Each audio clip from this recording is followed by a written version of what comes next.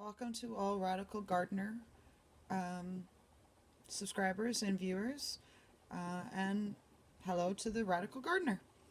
I thought I would make this short video for you in regards to some of the things that you have spoken about, and that, well, I think could be an addition to some of the things that you've said. So I'll just get to it. So, one is, here's my potato garden. This is my attempt at potatoes. I have a lid that is a number 5 lid from a tote, and I water this from the bottom. So I actually fill the bottom up with water, which I did yesterday. As you can see, he's wet as pants. Anyways, I did something as an experiment based on the videos I'd seen about putting hay, which I did not have any. So I put fabric t-shirts that I ripped and cut up into small strips. I did run across a problem when they were trying to punch through, though. They, well, got wedged in there, so I did have to find them to get them out. And, well, I'll let the Radical Gardener know how my potatoes are doing as they go. But I did just put about 4 inches of soil in. So the potato that I started off with was here, and I put 4 in each leg. So there's actually 8 potatoes in there. And after watching and rewatching videos, I'd say I put too many potatoes in there. I could have done with just 1 in this leg and 1 in the other one and still get a ton of potatoes. The other thing is you'll see there's a coat hanger here, and I use some clips to keep the pants up, because otherwise they wouldn't.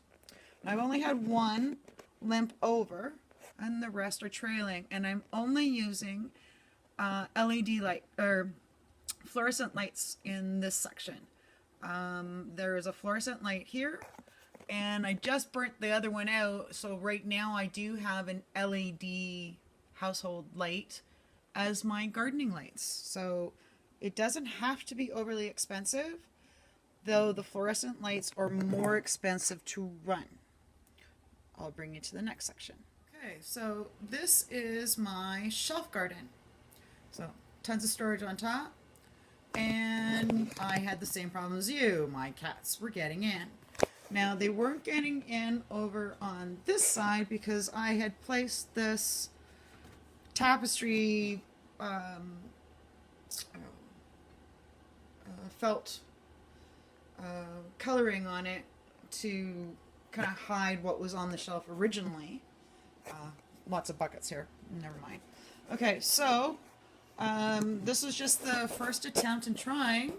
So what I was having was the cats were going up here, and they were sticking their paws, and they were getting in between. So I had some leftover linoleum that I'd gotten from a garage sale that I finally found a use for. I thought I was going to use it for crafting.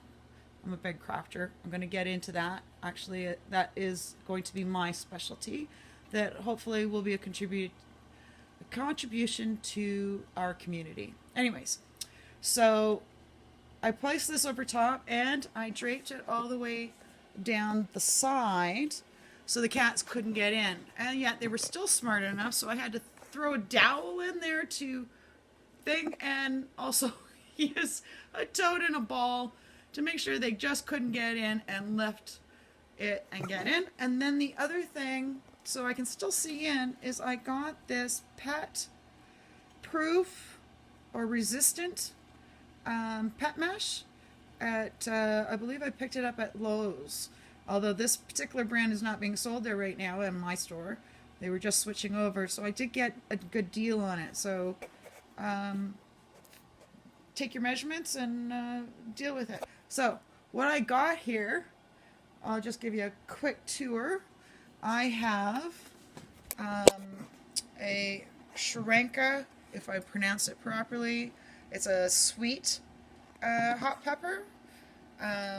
So it's just going into bloom, although my temperature is not regulated in here too easily in the wintertime. I have a bit of a draft. So the flowers are falling off, and I don't have it in a very big pot. Again, I'm water from the bottom. This is watering it from the top, and this is a young from seed startup. I also have over here Thornless Blackberry. I'm hoping to be able to have a little bit of space, or maybe a garden house indoors that will manage this, or I'm still trying to figure out a better way of growing it, but it is really long. Oops, sorry. It's all the way over there. So, and there was only 3 petals on it when I bought it in June of 2017. I've got some garlic that decided to start sprouting. The paper towel that you'll see here, I've marked. I've kept the seeds. So as I buy my vegetables and my fruits, some of the seeds from them I'm keeping just in case, as my own seed bank. I have some lemongrass here that I'm just trying to keep alive over this season, and then come the warmer weather, I'm going to transplant it and hopefully have a nice big lemongrass plant. I have started over here 2 avocado plants, and one's just starting to come up. And this is my little trick. I took an old sock, cotton sock, made sure I cleaned it from any of the fabric softeners and detergents and whatsoever, put a knot in it, and now it grabs the water all the way up to the top. But do watch out if you try this. The moment you touch the top of the, let's see if I can show you. When you touch this, it's wet and it will start dripping, but it does dry up fairly quickly. And this is an experiment. That's a dead plant. I'm good at killing stuff, but anyways. This, I grabbed seeds from the hedge around our park where the grass, of course, wasn't cut, and it had gone to, so now it was like a hay, and I grabbed all the seeds from it. I put it into another one of these lids that was fairly deep. It's about 3 inches deep, and I filled it with soil, put grass in it, and then put more soil on it, and well, I've already given it a trim. I think I needed to have more grass, but let's see how it goes. I'll let you know. So I rolled up one part so I can show you. The cats decided when I was dehydrating some peas that they like peas, and so they knocked the dehydrator to the floor when it was on the counter in the kitchen, and well, needless to say, those peas were a loss, except for to the cats. So I have now hence placed them in the garden area, since I'm not really putting too much as fresh growth in there at the moment. But right now I have dehydrating lemons that I've sliced and removed the seeds, which you just saw in the paper towels. Okay, and in here I have avocado seeds. Now, it's not something I usually did, but I did a little experiment because this could be used as a button, although this particular thickness might be a little too brittle. Slicing these fairly thickly and drilling or carving is being done, and then once you've dried it, it's hard. This is where I'm going to get into as a specialty to my show is more in the crafting and utilizing the things that we have around us for the things other than the food. Okay, so this is my hutch, in there, well, you can see where the cats have scratched it, but in there I have dehydrated orange slices. I also have, just as the rinds, there's things like carrots, which are shredded and placed in the dehydrator, broccoli, cauliflower, and they come out really nicely. I have all my spices in bulk. I was keeping containers for reuse, and then I found out about plastics. I also have some spreading seeds in jars. And then I keep all my glass jars, some more oranges, some grapefruit, lots of oranges. We like oranges. All kinds of different dehydrated fruits. So all summer long I was dehydrating strawberries, blueberries, grapes, cherries, bananas,